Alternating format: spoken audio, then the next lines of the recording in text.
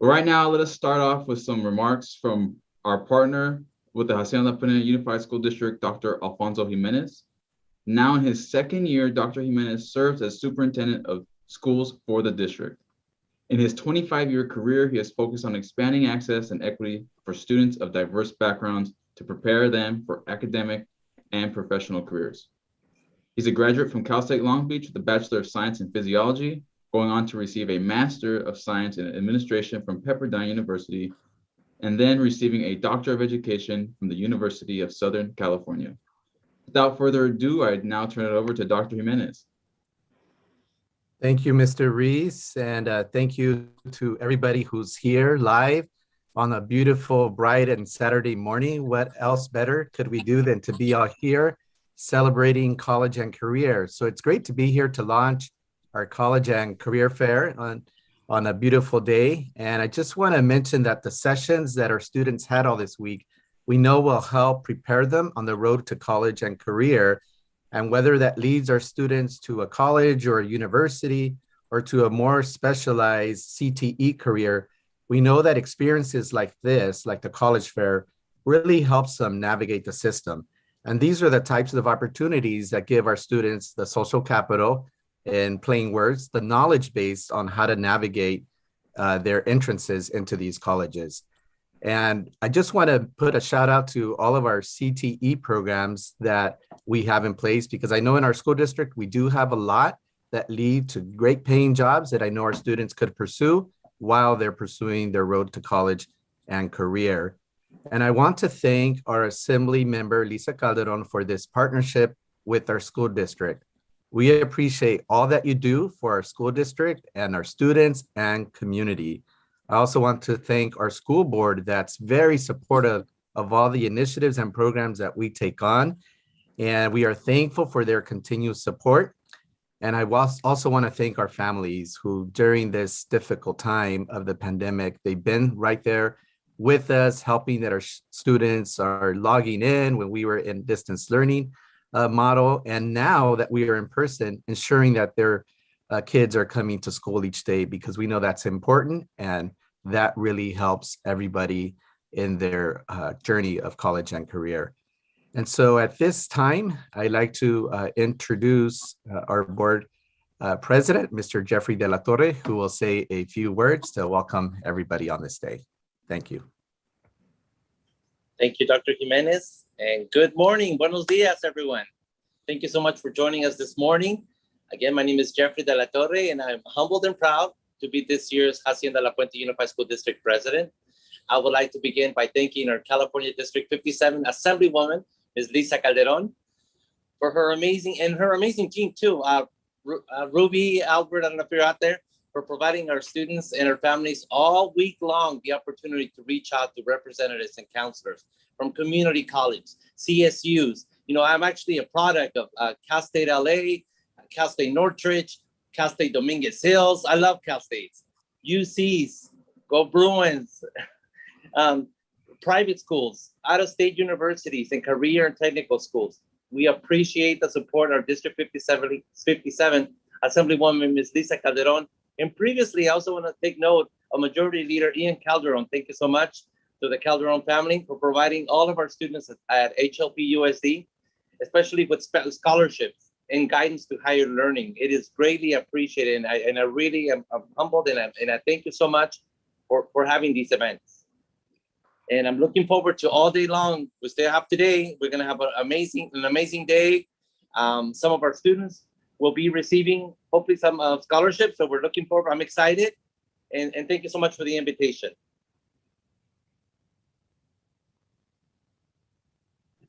Thank you, Board President. And now I'll hand it back over to Mr. RUIZ. Wonderful. Well, thank you. We all know it wouldn't have been possible without the hard work of our partners. And so we appreciate all that HLP USD has been able to assist us with. Not to plug myself in, but I am a product of the HLP USD. So happy to be here. It's been a while since I graduated, but yeah, of course, always great to give back. At this moment, I'd like to turn it over to our Assembly member, Lisa Calderon, who Without her guidance, this event wouldn't have been likely. So, Assemblymember. Thank you, Albert. Good morning, everyone. Happy Saturday. And I want to thank you all for attending the final day of the first ever week-long virtual 2021 College and Career Fair. I hope you've all been learning a lot and taking plenty of notes as you begin planning for your future. I'd like to take this time to thank the Hacienda-La Puente Unified School District and the Boys and Girls Club of West San Gabriel Valley for partnering with my office and making this event possible. It truly was a huge undertaking, and it was a team effort. So thank you so much. I'd also like to thank the planning committee for working with my staff. Mark Anderson, the executive director of high schools, Melissa Bravada, a counselor from La Puente High School, Hasminda Khan, a counselor from Wilson High School, Loretta Guzman, counselor from Workman High School, and Jessica Lujan, counselor from Los Altos High School. And a big thank you to all of the college representatives who were incredible all week long in answering all of your questions. So thanks so much for being here and participating. The College and Career Fair would not be possible were it not for the generous support of our sponsors.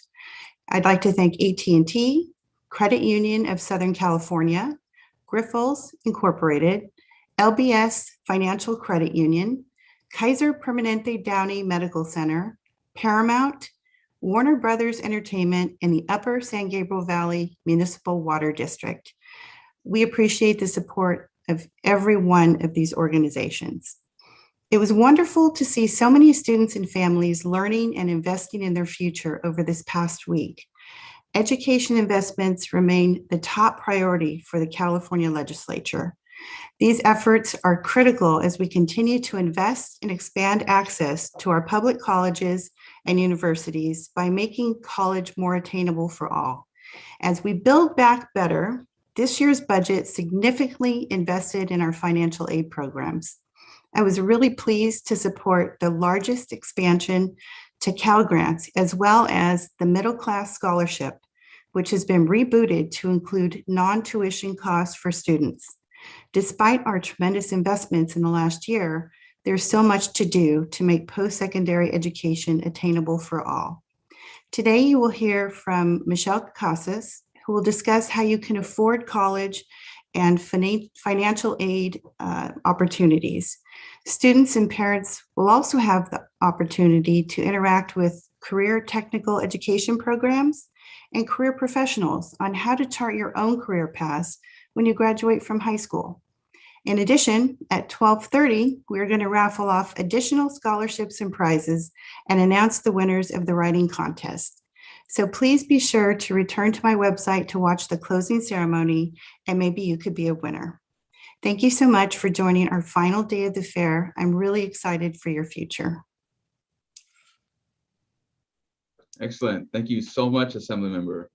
Now, the moment a lot of us, if not everyone, has been waiting for, our opportunity drawings. Again, I want to take this time to thank the Assemblymember, Board President De La Torre, and Superintendent Jimenez. Right now, we're going to do 6 opportunity drawings using a wheel of names.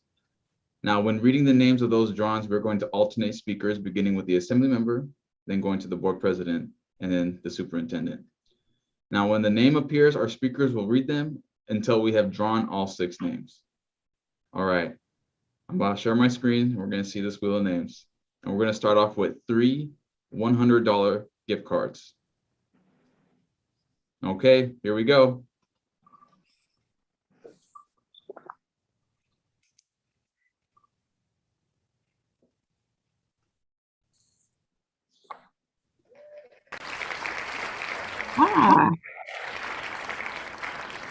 Annalisa, our first winner is Annalisa Alonso from Glen A. Wilson High School, who's in 12th grade. Congratulations.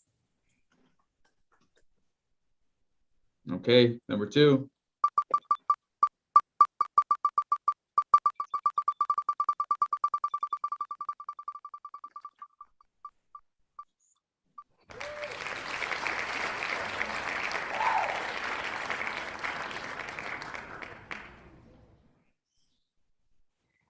All right.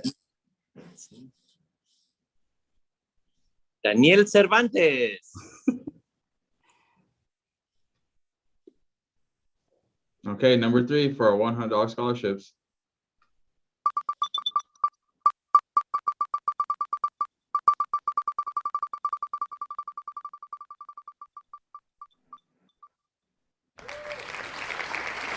The winner is Cameron Sherman, Bassett High School, 9th grade.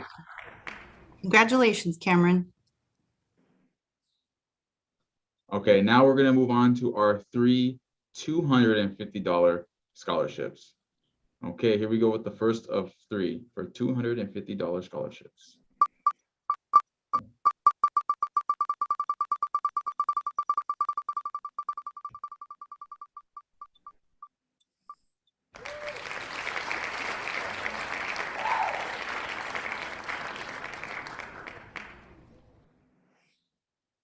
Next winner is Cindy Sun from Glen A. Wilson High School, 12th grade. All right, excellent. Here we go, 2 more.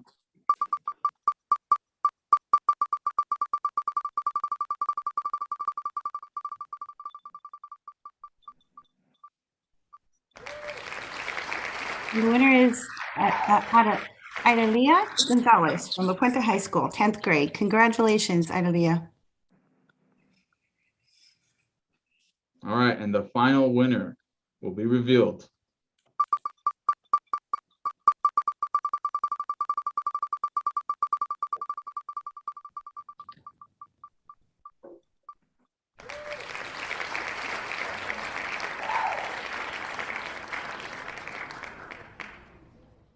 James Kahn from La Puente High School, 10th grade. Congratulations. Woohoo!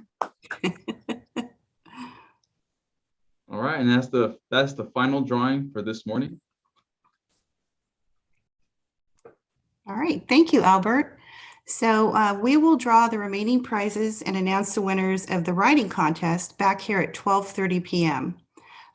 Please remember to contact my office by Monday, September 27th to claim your prizes and scholarships if you were a winner. And again, thank you for coming today. Please visit the fair, which is taking place right now on the website at a57.asmdc.org. Thank you, and let's begin our first workshop. Excellent. Thank you so much, Assembly Member. At this time, I'd like to remind everyone that the workshop that we are about to see is also available in Spanish on our website. That website is a57.asmdc.org. When the workshop ends, we'll be holding breakout sessions with career and technical education representatives, and that link is available on that website as well. The link has also been sent to all those who RSVP'd. So if you haven't checked your email yet, go ahead and check. We sent some this morning. So right now we're going to hear from Ms. Michelle Casas from Rio Hondo College for the You Can Afford College Financial Aid Essentials Workshop, moderated by Workman High School Lead Counselor Loretta Guzman. All right, Ms. Casas, take it away. Good morning, everybody. This is Ms. Guzman. I'll be moderating this session. If you have any questions, please put your questions in the chat and I will make sure we can answer them at the end. Let's get started. Good morning, everyone. Thank you for having me. My name is Michelle Casas. I am a senior financial aid advisor at Rio Hondo College. Been with the college for a little over 6 years, and overall, I've been working in financial aid for over 10 years. But I know financial aid can be extremely intimidating, so I hope throughout this presentation, I'm able to answer any questions that you do have. So let's get started. So first thing first, I encourage every student to apply for financial aid. I still have students that haven't applied for financial aid and they're attending classes currently right now at our institution. So it's extremely important that every student applies. For the FAFSA application, you have to be a U.S. citizen or eligible a U.S. citizen or eligible non-citizen or a U.S. permanent resident, especially for my transfer students. If you are going to be transferring next year, it's extremely important that you are filling out a financial aid application. I am going to be going over academic years because there's some confusion during academic years, but Also, when you are filling out your applications for the schools you're applying to, it's very extremely important that you are making sure you are filling out everything correctly, making sure that your residency is reported correctly. You don't want to be charged out of state when you're actually in-state student. So those are little things that we'll discuss throughout the presentation. Besides the FAFSA application, there is also the California DREAM Act application. The California DREAM Act application is for undocumented students that qualify for AB 540 status. Students that have DACA status, a U.S. visa holder, and also have temporary protected status. So if you're unsure what application to complete, please do not complete both applications. This can cause a delay within your financial aid. Reach out to a counselor or a financial aid representative at the institution you are planning to attend, just so they could guide you on what application to complete. So what is needed to complete the 2022-2023? I can't believe we're already talking about 2023, but just know what is needed for the application that's going to be available October 1st. So if you are transferring a fall of 2022, you will be doing this application. The 2020 tax returns, your parents' and students' birth date, parents and students' Social Security, if your parents are a U.S. citizen or eligible non-citizen. If your parents are undocumented, do not worry, still fill out a financial aid application. You will be reporting all zeros in lieu of the Social Security number. Do not report the I-10. That could cause a rejection on your financial aid application. Please utilize a separate email. I encourage all students, do not utilize your high school email. That some high schools will close out your email once you graduate. So please create maybe a Gmail that could better assist you. And then you have that, during the process of enrolling to campuses, just create a new email. Basic eligibility for financial aid. So you do have to demonstrate you have financial need, be a U.S. citizen or eligible non-citizen, have a Social Security number, be registered for selective service, do not be in default of any type of federal student loans or any type of overpayments, have a high school diploma or recognized equivalent of such as a general education. Let's see. So this is a common question we get in our office. What is considered dependent versus independent? So just know you are a dependent student if you are under the age of 24. If you are not married, if you do not have children you support, you are considered to be dependent, and you will have to provide parental information on your FAFSA and California DREAM Act application. So just know if you do not provide any type of parental information on your financial aid or California DREAM Act, your application will be rejected, and it pretty much stops your financial aid. We can't apply any type of financial aid until we have a valid application in the system. So this could cause a tremendous delay until you get this information in. If you have any type of extenuating circumstance that you are currently experiencing, I would reach out to the financial aid office. There should be liaisons that will be better assist you in what you need to do to fill out your financial aid application and get everything in order. So you are considered independent if you are 24 or older, if you're married, if you have children you support, if you're serving in active duty, if you're a veteran, if you have any legal dependents that you support more than 50% of their income, if you have, if you were at any time of foster or ward of the court, if you were in any type of legal guardianship, and then if you're currently experiencing homelessness, majority of the campuses will have a homeless youth liaison. You would make an appointment with them and see if they could certify you at being risk of homeless. So again, just reaching out to the schools that you are planning to attend to get your financial aid in order. So academic years. I always include this slide because we have some students that will come in as in the summer. So just keep in mind, if you are planning to take a summer class, it's extremely important that you are filling out a 2021-2022 FAFSA application. So that would cover, that deadline is June 30th of 2021, but that will cover your summer classes. So you could, some students might be eligible for financial aid. And I have the dates wrong here, but for the 2023, just know that will, that covers your fall of 2022, your spring of 2023, and your summer of 2023. So sorry, my dates are wrong. But the March 2nd priority deadline is extremely important, especially for dreamers. We want to ensure that you have filled out your financial aid application or your California Dream Act before the priority deadline. So web grants for students, please take a screenshot of this. It is extremely important, especially for recent high school graduates. This is where you will be able to check to see if you're eligible for the Cal Grant, or if you're eligible for the middle class scholarship, what type of financial aid you might be awarded through the California Student Aid Commission. You also have to verify if you graduated high school. So next year, once you graduated, you have to go on here and report that you did graduate high school. You could also verify your school of attendance.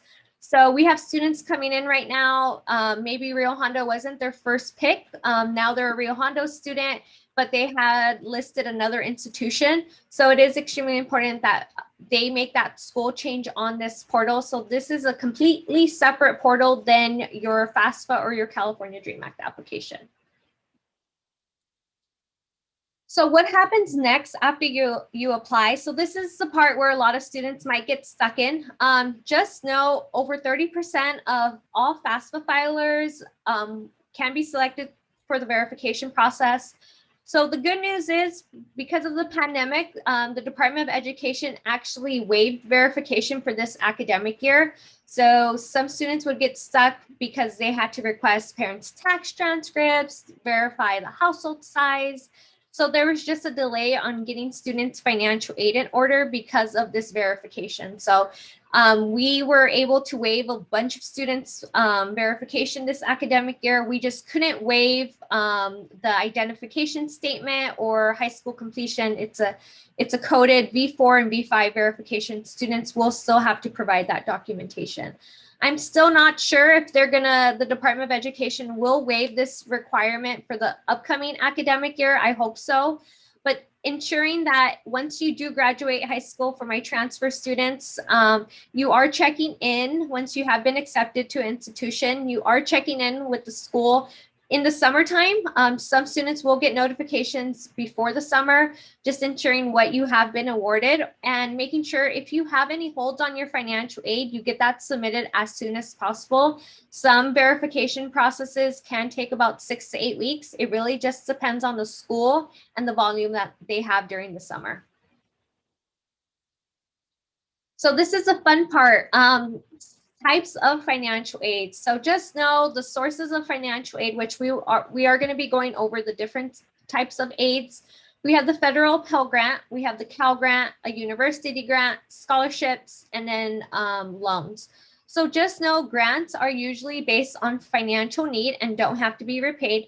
The only time I tell this to students and parents, the only time when you do have to pay back some financial aid, an example, if we pay you out of financial aid and you drop all your classes, we have to calculate exactly how many days you sat in class. Are you eligible for the financial aid you were dispersed?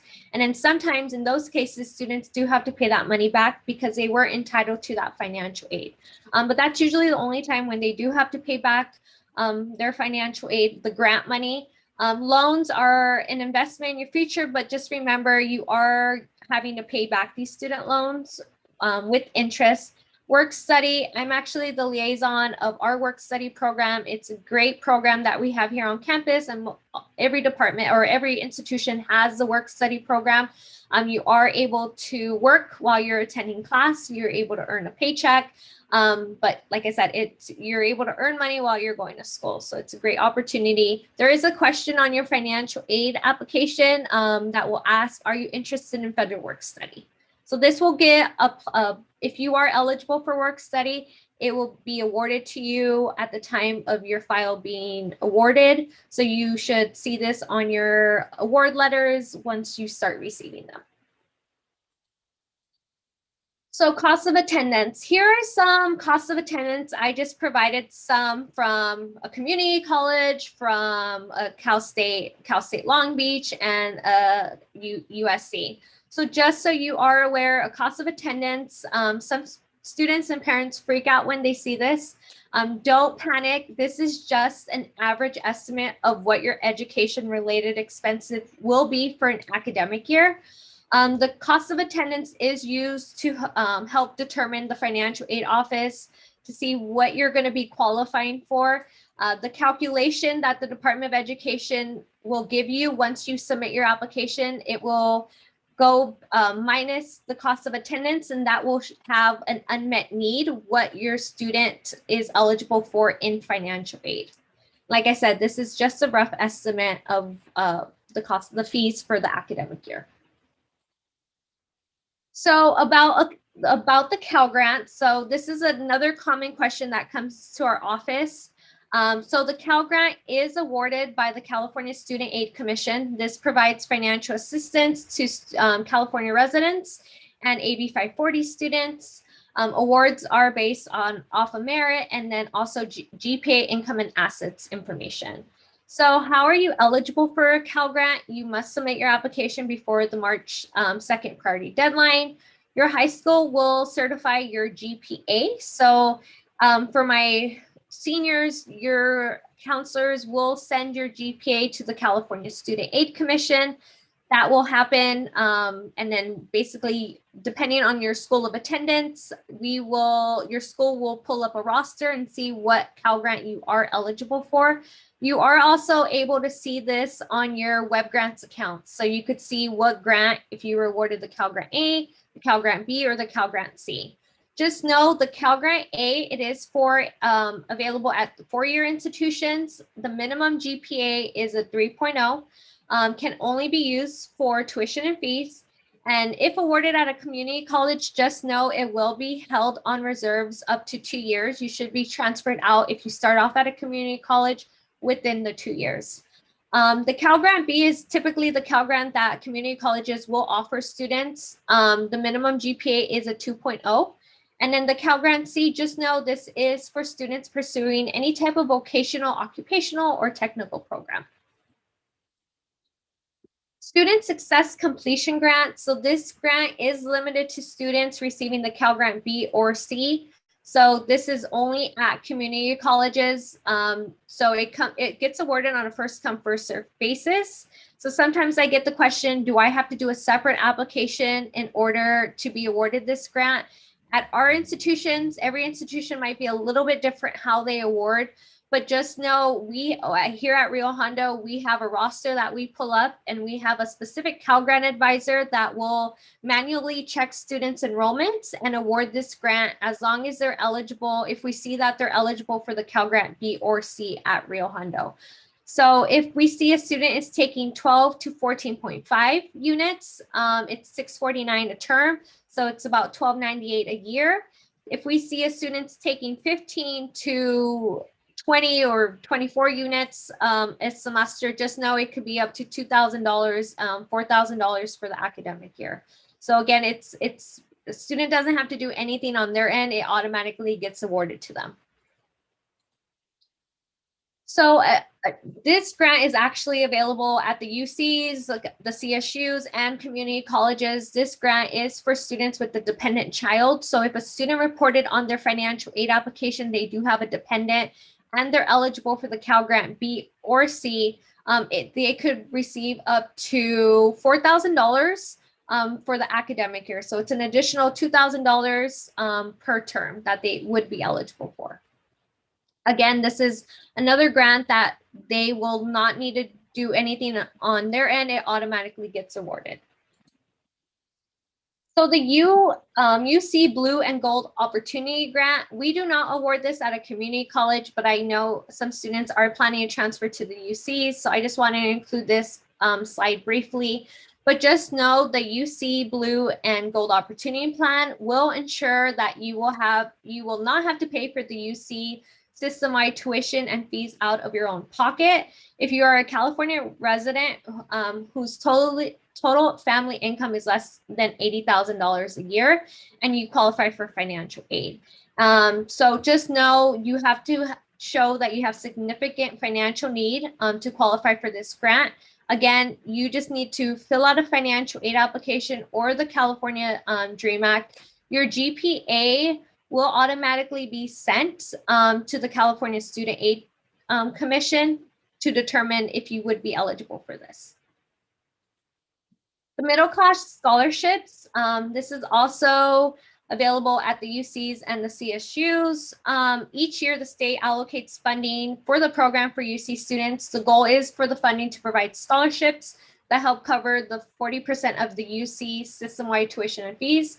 What this means, make sure you apply for financial aid on time.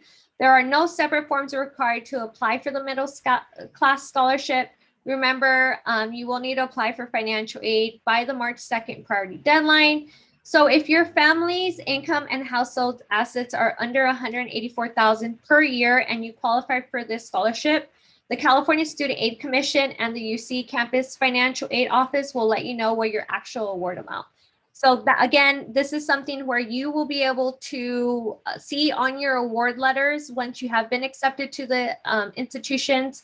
This might get awarded later on in the semester, or I'm sorry, later on during the summer. So some award letters might get updated before the semester actually starts. So just making sure that you are aware exactly what grant you have been awarded for that upcoming academic year. Student loans. So I just wanted to provide just a rough estimate of the undergraduates and for graduates. So depending if you're a first year, a second year, third year, your loan limits do change. Just as a reminder, these loans you do have to pay back.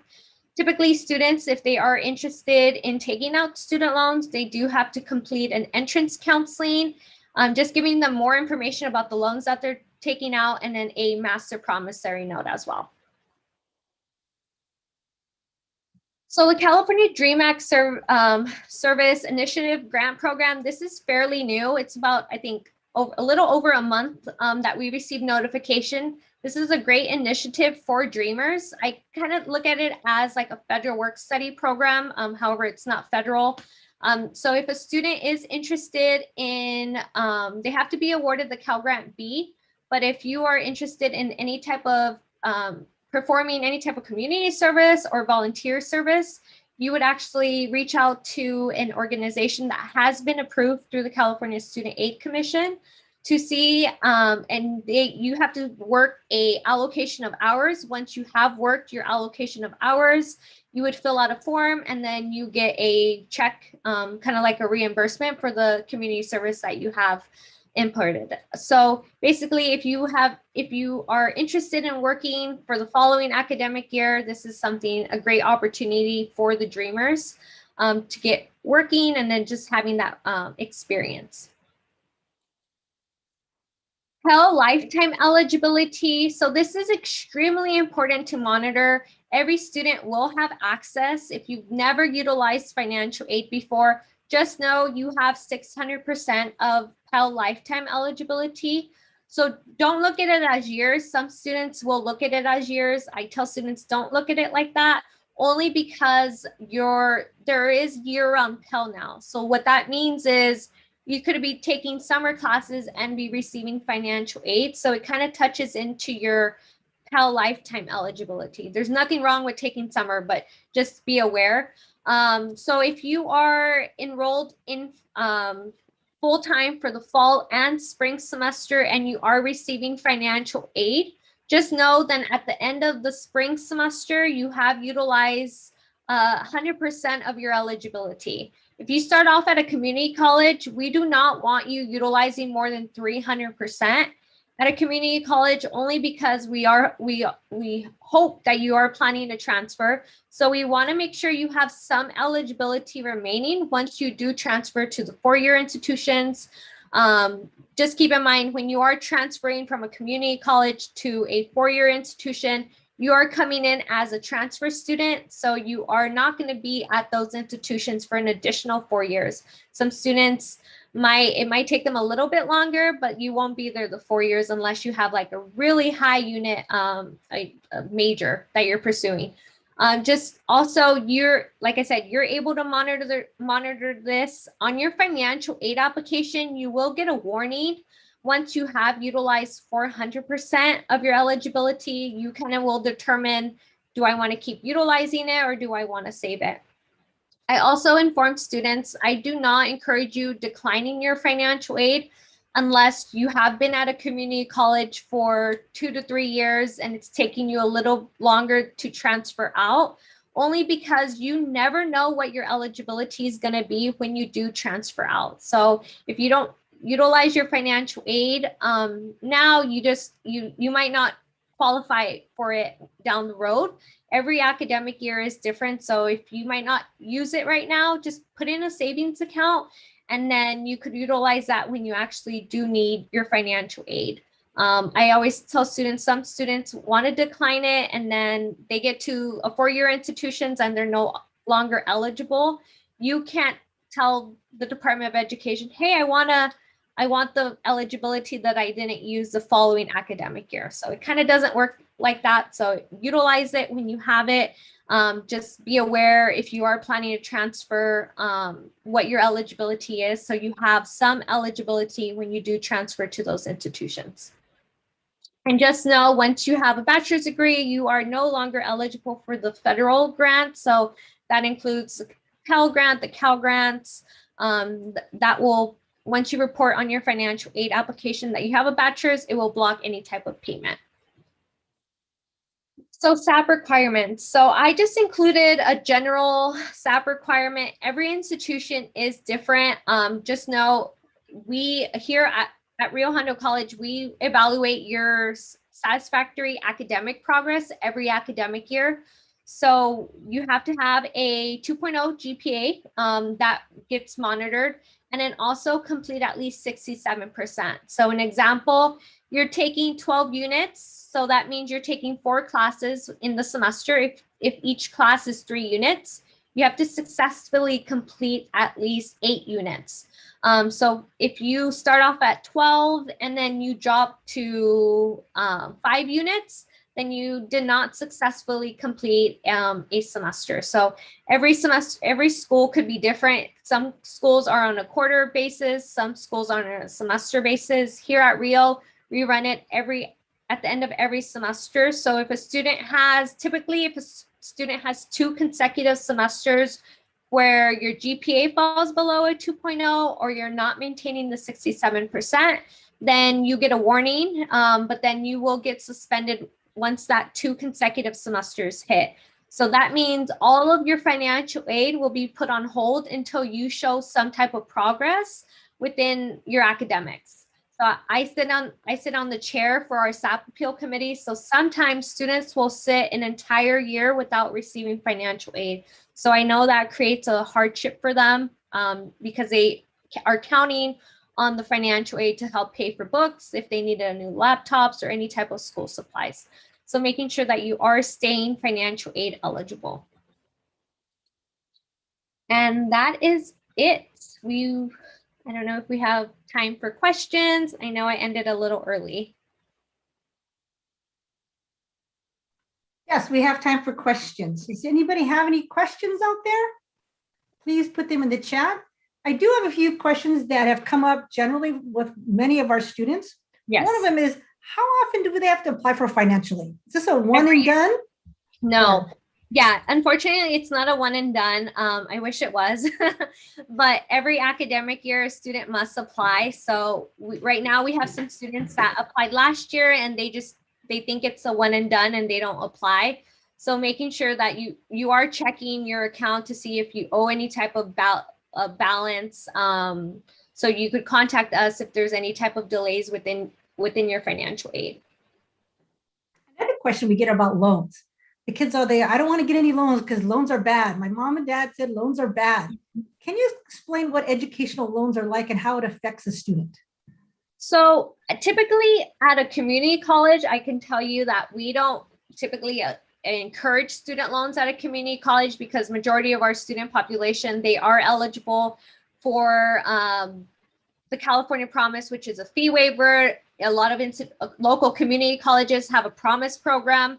So that covers your first and your second year tuition, and you should roughly be transferred out within the 2 years. So we don't typically students can request the student loans, but we don't encourage them, especially at a community college. It's typically at the four-year institutions that student loans will be needed depending on what they qualify for in financial aid. There are two types of student loans. There's the sub loan, which does not accumulate interest while you're in school. And then there's the unsub loan, which does accumulate interest.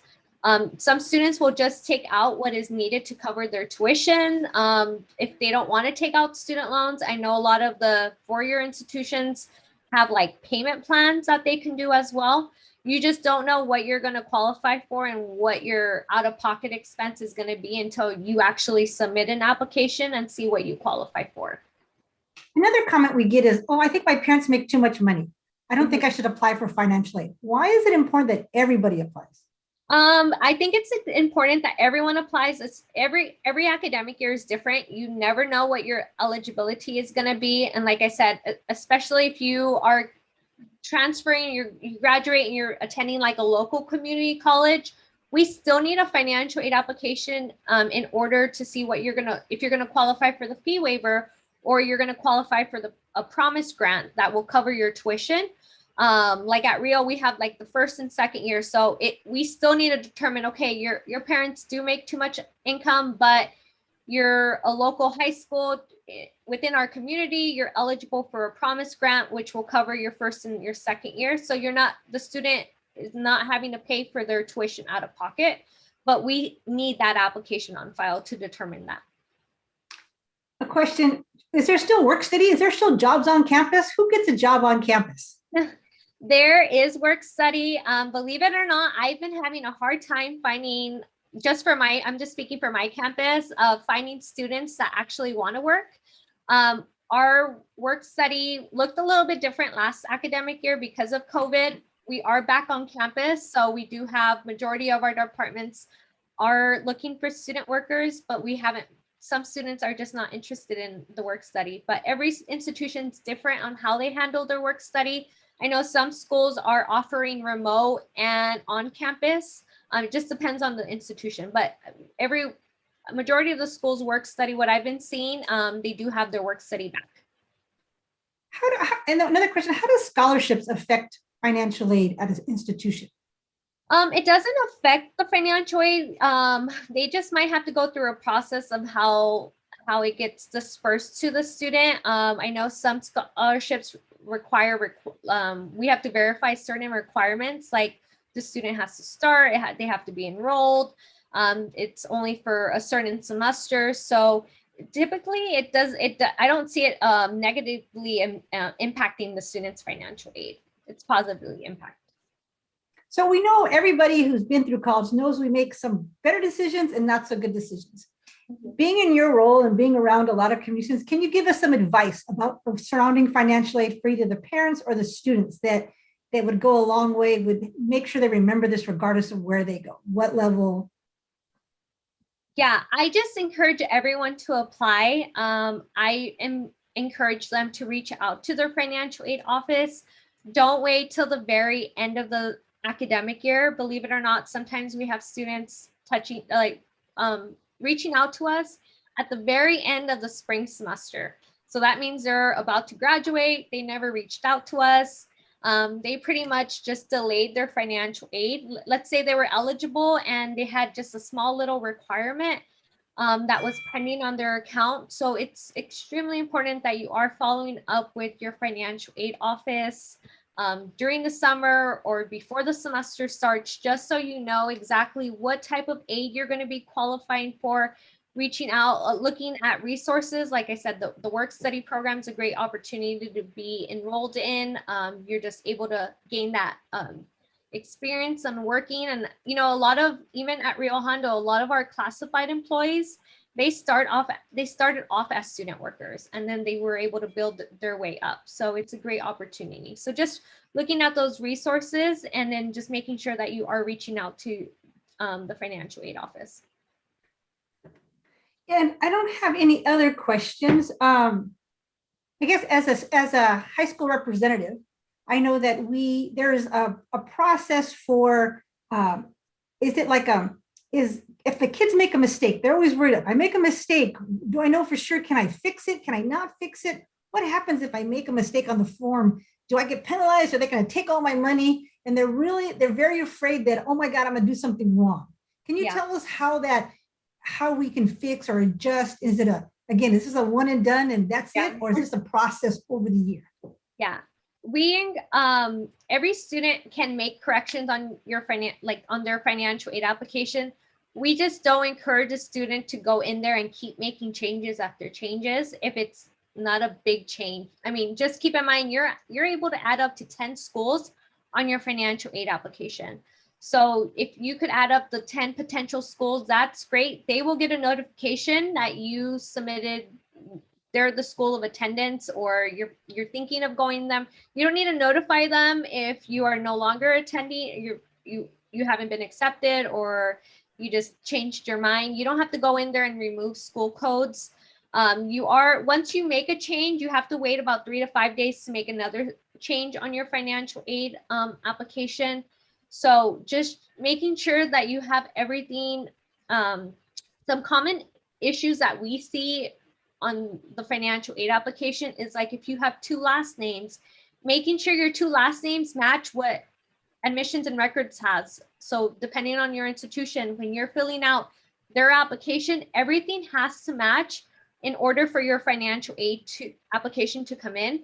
So ensuring that your address is updated. Sometimes we will need to mail documentation to you. So regarding like disbursements and how you get your money. So ensuring everything matches from what you're reporting on your financial aid application to what you're reporting on your school application, ensuring that all that matches. But if there is a mistake, you are able to change it. We just don't encourage you to make over like 10 transactions because that could cause a delay within your financial aid. So we know the FAFSA are for students who have a social security card and have citizenship here. Yes. And what's the name of the form for those who are non-citizen? And then does it matter if my parents are citizens or not, or just me? So for the California Dream Act, it is for undocumented students. Students, when filling out their their application, they will get a Dream ID. So that number they could utilize. So it doesn't matter if your parents are undocumented, you could still be a US citizen and your parents are not a US citizen, they do not have a valid social. You would report all zeros in lieu of the social security number. So you wouldn't put a number, you would just put all zeros. The one common issue that we see with new incoming students is a parent's signature page. So because your parents don't have a valid social, they cannot create an FSA ID. So the FSA ID is the login, your password, how you're gonna log in and sign your financial aid application. Because your parents do not have that valid social, basically you at the very end, you are gonna have to print out a signature page and mail it out to the Department of Education. So just don't forget that step. We have so many applications in our system that their application is not valid because they're missing a parent signature. So making sure when that application becomes available October 1st and you know your parents are undocumented, they don't have a valid social, fill out the application, print out that signature page, mail it out. The only thing that the signature page can take about a month or up to 2 months to process. So ensuring that is done before, let's say December, just so you have an application depending on like the schools that you're going to. Some schools that you're applying to, some schools will have you a requirement like complete your application before this certain date. So ensuring that that's valid and you don't have any other holds on your financial aid. Oh, thank you, Michelle. It's quite informative. We really appreciate your resources and reaching out to our community. Does anybody have any other questions out there? I think we're pretty good.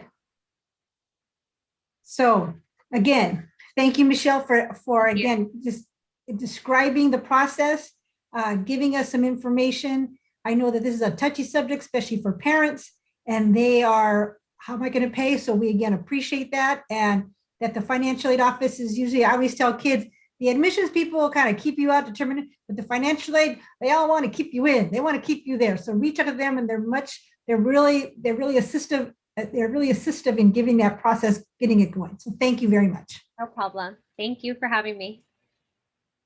I'll move this over to Albert. Thank you, Loretta, and thank you, Michelle. Again, as Loretta had said, this is a very vital resource to our students throughout the district. But now that concludes our opening and our workshop.